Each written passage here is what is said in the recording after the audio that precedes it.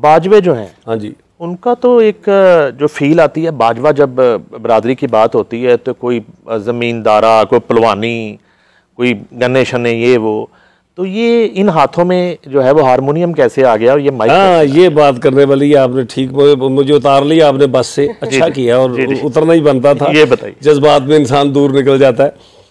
असल में मसला ये है कि फनकार जो होता है ना नईम साहब, वो होता है पैदाइशी। आप है ना, तो आप अपनी लाइफ को देखें, आप सहाफ़त में एक मुकाम पाया आपने माशाल्लाह, तो आपको बचपन में ही इन चीज़ों का शौक़ ज़रूर होगा कि मैं जो है ना सहाफ़त की तरफ इस चीज़ को अपनाऊं।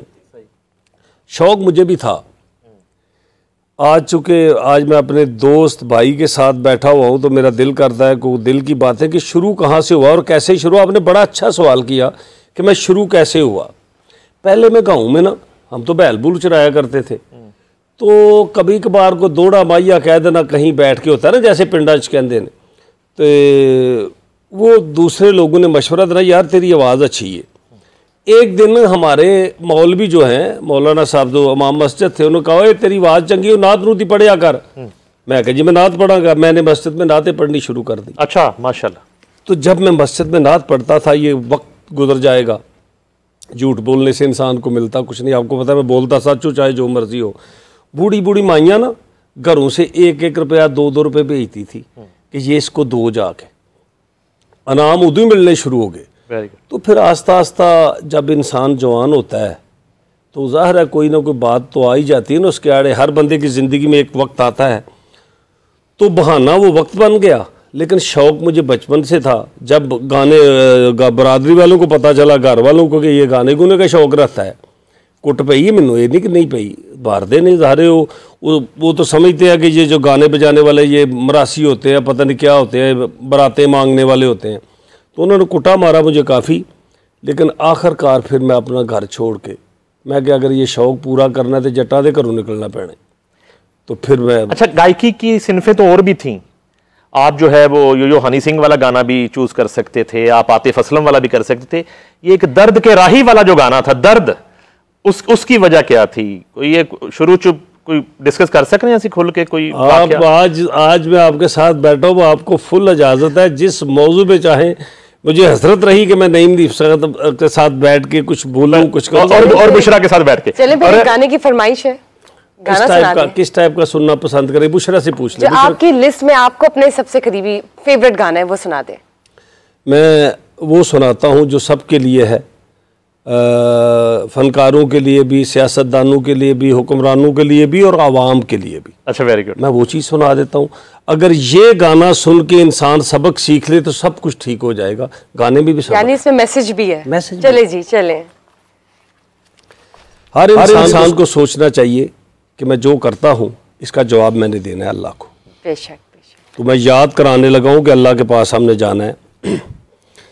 मिट्टी दियां तेरियां रोज केड़ा तकदा, मिट्टी दियां तेरियां रोज केड़ा तकदा, मोया नाल एडी लम्मी साँझ कोई नहीं रखदा, मिट्टी दियां तेरियां रोज केड़ा तकदा, रोज केड़ा तकदा। और जिन औलादों के लिए हम दौलत बनाते हैं, खुदा की कसम वो कभी कभी कब्र पे जाते हैं और वही कब्र देखते हैं जो बाप की बहुत बड़ी बनाई। मैंने आंखों से देखा और ये लिखा, जेड़ी तेरी उत्ते कदी तुप्पां सी चढ़ियां, पैंदियां सी जिदे उत्ते फुल्लां दियां लड़ियां, ओदे कोल वेखे आए बूटा एक अक दा बई, ओदे कोल वेखे आए बूटा एक अक दा, मोया नल एडी लम्मी रखदा मिट्टी दियां ढेरियां नूं रोज केड़ा तकदा। अगर इंसान याद कर ले कि मैंने कब्र में जाना है तो किसी भी फील्ड में कोई भी बंदा गलत काम बिल्कुल ठीक, बहुत क्या बात है, बेहतरीन लिरिक्स, कमाल हो गया। कमाल। अच्छा जी, राई साहब के साथ तो ये हमारा एक जो दिल का रिश्ता है और जो म्यूजिक लवर्स वर्ल्ड है उसका जो रिश्ता है वो तो हमारे चलता रहेगा। नईम साहब, एक क्वेश्चन है मेरा। मुझसे नहीं, ताहिर साहब। अच्छा, ताहिर साहब से। ये बताइए, वैसे तो जब सियासत में आप कदम रख ले एक फनकार, तो जो आपके फैंस हैं वो नए हो जाते हैं और नाराज भी हो जाते हैं, लेकिन सबसे ज्यादा आपको दाद किस चीज पर मिलती है ओवरऑल, अगर आप एनालाइज करें तो? दाद तो ज़ाहिर है मुझे अपनी परफॉर्मेंस, जो मेरी मेन जो प्रॉपर्टी है वो तो मेरी परफॉर्मेंस ही है। थिएटर से मैंने आगाज़ किया तो थिएटर पे ही मुझे ज़्यादा दाद मिलती है। ये तो आगाज कैसे किया आपने थिएटर का, जिस तरह राई साहब ने बताया, और किस तरह से वो उनका इस फील्ड में आना हुआ, आपका आगाज कैसे हुआ? और अभी कुछ देर पहले आपने कोई सदमे की बात की, वो क्या सदमा क्या है? वो राई साहब के गानों के बाद तो बंदे की वो सदमे वाली फीलिंग खत्म हो जानी चाहिए। सदमा मैं इस हवाले से बात कर रहा हूँ कि कुछ मैंने आपको बात कही है कि मैं ये कुछ बातें बैकडोर से करना चाहता था लेकिन ऑन एयर कर रहा हूँ। जी जी।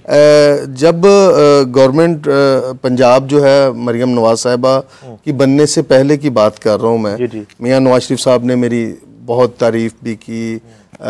मरियम साहिबा मुझे भाई समझती हैं और वो भी मुझे बहुत अप्रिशिएट करती हैं। गवर्नमेंट बनने के बाद एक अजीब सा माहौल जो है ना वो बन गया। मसलन के जो मुलाकात में दुश्वारी आ गई, मरियम साहिबा से रब्ता जो है वो नामुमकिन हो गया, मियाँ नवाज शरीफ साहब से रब्ता जो है वो नामुमकिन हो गया। और जो मियाँ नवाज शरीफ साहब और मरियम नवाज साहिबा के इर्द गिर्द जो टीम है ख़ास तौर पे, और मैं नाम लिए बगैर ये कहना चाहता हूँ कि वो मुझसे बैठ के मीटिंग्स करते हैं, मुझसे बैठ के डिस्कस करते हैं, और वही मेरे आइडियाज़ हैं वो मरियम साहिबा को प्रेजेंट करके शाम को शाबाश लेते हैं। ये बात आपको अब समझ आना शुरू हो गई मेरा? जी, ये मुझे समझ आना शुरू हो गई। और ये टिकटॉक के आइडियाज आप देते हैं मरियम से? नहीं, मैं टिकटॉक के आइडियाज पानी में जाके अच्छी टिकटॉक नहीं, ये मेरे आइडियाज नहीं है।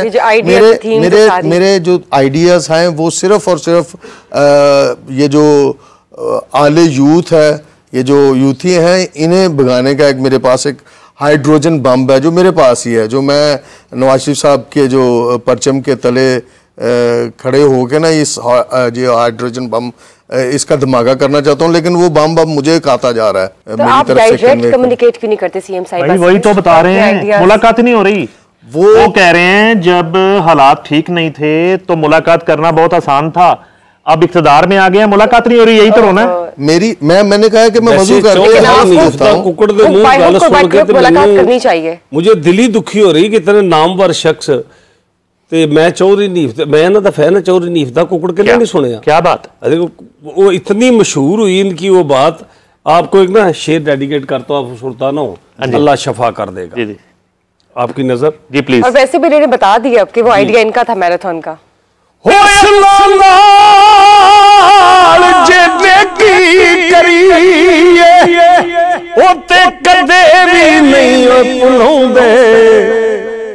ते बेनस्ले जेड़े होण मुहम्मद ओ कौडी मुल नहीं ओंदे,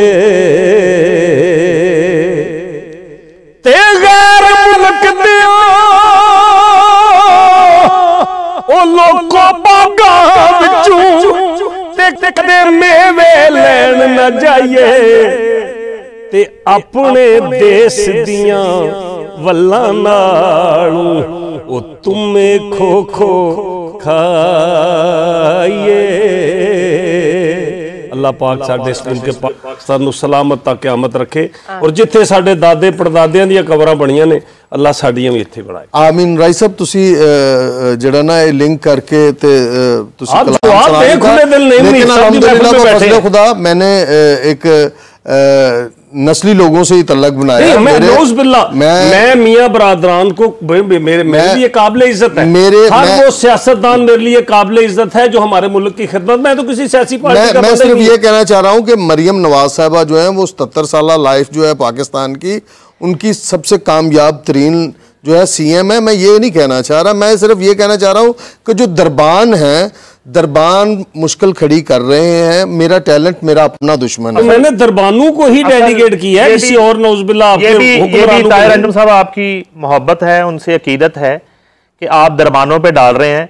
बादशाह सलामत की मर्जी के बगैर दरबान की क्या औकात कि आपका टाइम फिक्स ना हो सके।